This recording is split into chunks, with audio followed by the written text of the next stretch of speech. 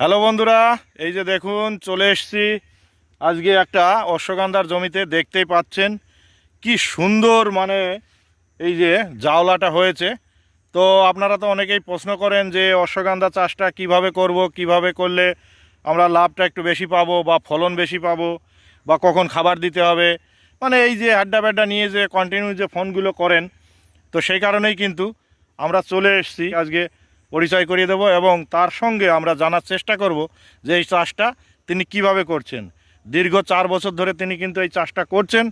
তো তার সঙ্গেই কিন্তু আমরা আজকে জানার চেষ্টা করব যে এই চাষটায় লাভ করতে গেলে কিভাবে কি করতে হবে। তো চলুন কথা না বাড়িয়ে ভিডিওটি শুরু করি।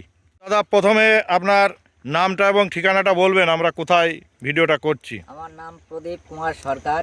আচ্ছা, আর এই জায়গাটা কোথায়? এটা নবীননগর, আমাদের থানা আছে তেহট্ট।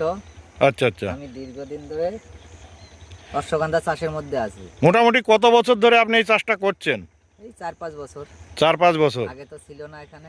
আচ্ছা, প্রথমে কি আপনার হাত ধরেই এখানে চাষটা শুরু? আমি প্রথম শুরু করেছি। আচ্ছা, তো মোটামুটি এই 4 বছরের অভিজ্ঞতায় তো আমরা তো দেখতে পাচ্ছি যে পেছনে যে জাওলাটা হয়েছে খুবই সুন্দর। তো আমরা কয়েকটা প্রশ্ন করব। যে প্রথম হচ্ছে যে এই ধরনের জাওলা পুরো জমিটা আমি অবশ্যই ঘুরে ঘুরে দেখাবো। তার আগে বলবেন যে এই যে এত সুন্দর জাওলাটা, এটা হওয়ার পিছনে কি রহস্যটা, কিভাবে করলেন? এই জাওলাটা হচ্ছে তো আর মেশিন দিয়ে বোনা না, হাতে বোনা। আচ্ছা। এটা সাইজ করতে হয়। আচ্ছা। অনেকে বলে বিঘে 2 কেজি বললেও তো হয়। 2 কেজি বললে তো সব জায়গা সমান তালে অত হাতে হয় না। আচ্ছা। এবার আমরা 4 কেজি বুনি, যাতে সব জায়গা সমানে যায়, পাটের মতো সাইজ করা যায়। ওই জন্য বীজ একটু বেশি দিতে হয়। তো এই যে যে জমিটা আমরা দাঁড়িয়ে আছি, এই জমিটার এই চারাগুলোর বয়স কতদিন, কতদিন আগে বুনেছেন? এটা এই আশ্বিন মাসের লাস্টে বোনা হয়েছে। আশ্বিন মাসের লাস্টের দিকে বোনা হয়েছে।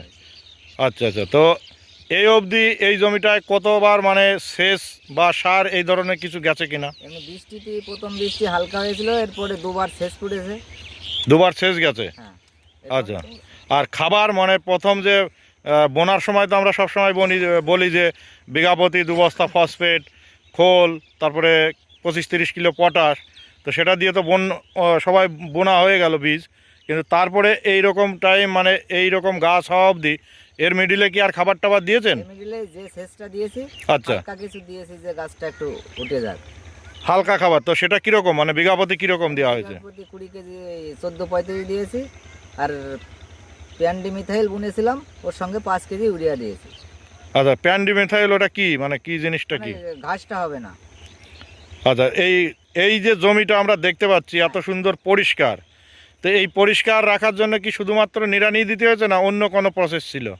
না, শুধু নিড়ানিতে এই পরিষ্কার। শুধু চাষ ভালো করতে হবে। চাষ ভালো করতে হবে। আচ্ছা, আর ঘাস মারা তেল যেটা, সেটা কি ব্যবহার করেছেন? না, এটাই আমরা করিনি। ঘাস মারা তেল ব্যবহার করেননি? না, এইবার এই জো হলে সাইজ করে দেব।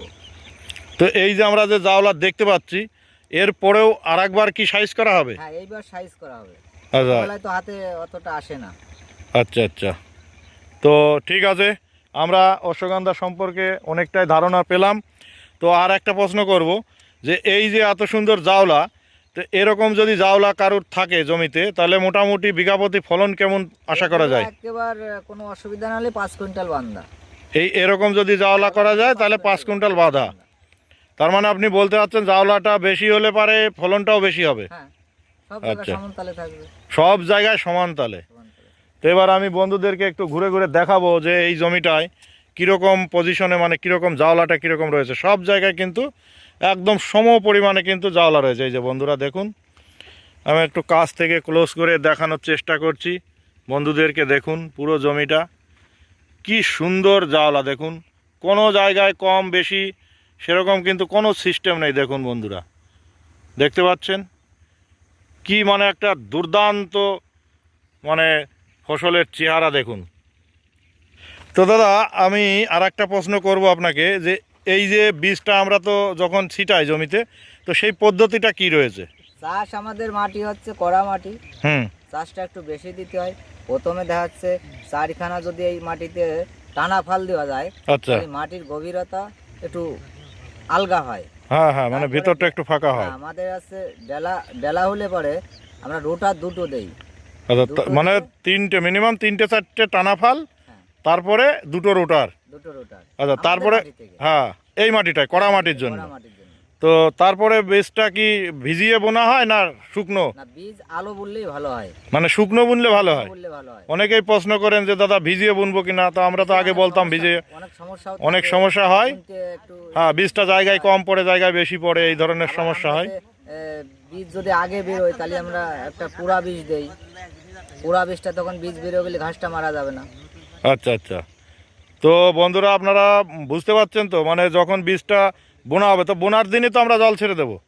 পুনার একদিন পরে দিলে হবে, দিনের দিনে দিলে হবে, তো মানে তার- রসে দেওয়া যাবে না। ওই তখন কি হলুদ তেলটা দেওয়া যাবে? না, তখন হলুদ তেল দেওয়া যাবে না, বীজটা অঙ্কুর হবে না। আচ্ছা তখন হলুদ তেলটা দেওয়া যাবে না, কিন্তু পরবর্তীতে এরকম পজিশনে, এই যে আজকের যে পজিশন দেখতে পাচ্ছেন বন্ধুরা, এরকম পজিশনে এই যে সেচটা দেওয়া হয়েছে, এই সেচে কিন্তু হলুদ তেলটা দেওয়া হয়েছে। আর যাদের ঘাস টাস বেশি রয়েছে এজিল তো দিতে পারবে, হ্যাঁ, এজিল দেওয়া যাবে। এজিল দিতে পারবে। অনেকেই বলছে কীরকম গাছে দিতে পারবো, তো আমি বলি যে মোটামুটি একদম ছোট এই যে এরকম চারা গাছ থেকেই কিন্তু এজিল দেওয়া যাবে। এজিলটা গুচ্ছমূলের, এটা তো এক মূল, ওই জন্য। আর যদি চারাটা বেরোতে যখন লেট হয় তখন তো অনেকের ঘাস হয়ে যায়, তখন কি ওই ঘাস মারা তেলটা দিতে পারবে? ওই পুরা বীজটা দিয়ে দিলে যেটা সব- পুড়ে যায় আর কি সব ঘাসটা। ঘাস মরে যাবে। আচ্ছা আচ্ছা, মানে বীজ দেখা যাচ্ছে 7 দিন 8 দিন বোনা হয়েছে, তো ঘাস বের। হলে পরে হ্যাঁ। ঘাস জ্বালালে পুরা বীজটা দিয়ে দেওয়া যাবে। আচ্ছা আচ্ছা ঠিক আছে। আচ্ছা আর একটা কথা আপনার কাছে জিজ্ঞাসা করব, যে এই যে অশ্বগন্ধায় অনেকেই বলে যে দাদা তেল টেল কিছু দিতে হয় কিনা, এরকম কোনো সিস্টেম আছে নাকি? বিষ তেল ফেল তেল দিলে পরে সুবিধা হয় কি, কিছু পোকা থাকে নর্মালে কিছু, তাছাড়া সেইভাবে তেল লাগে না। সেভাবে কোনো তেল দেওয়ার দিলে ভালো প্রয়োজন হয় নেই। আচ্ছা আচ্ছা ঠিক আছে, ধন্যবাদ আপনাকে এই তথ্য দেওয়ার জন্য।